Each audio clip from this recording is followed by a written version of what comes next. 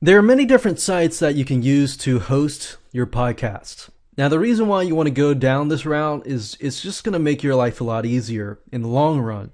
Simply because when you upload to these podcast sites and hosting podcast sites, they will actually host it and they will actually generate a RSS feed for you so that you don't have to. It just makes your life a lot easier.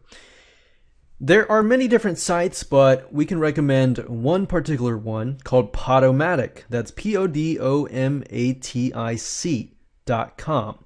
If you go to Podomatic, you can actually create a free account. They have pro level accounts, but the free level account is just good as well.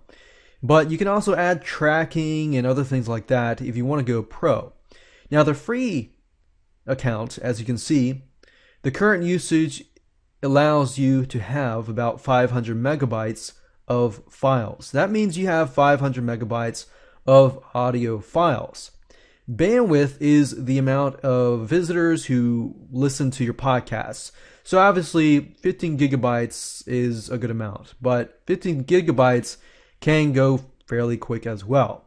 But this is just a great way to start out and test how well your podcast is going to go. Obviously, when your podcast grows, then you can grow your account as well. There are other sites out there like podbean.com, which is cheap. It's not free, but it's fairly cheap. It's $3 to begin. You have 100 gigabytes of monthly bandwidth. In my opinion, that's actually fairly cheap, but you only get 100 megabytes of monthly storage.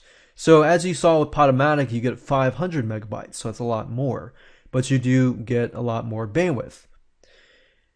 The bandwidth is actually when you got 100 gigabytes, that's a lot, and unmetered means unlimited.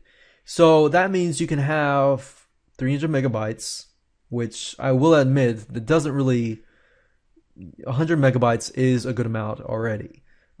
Generally speaking, one audio file is about generally 2 to 3 to 5 megabytes.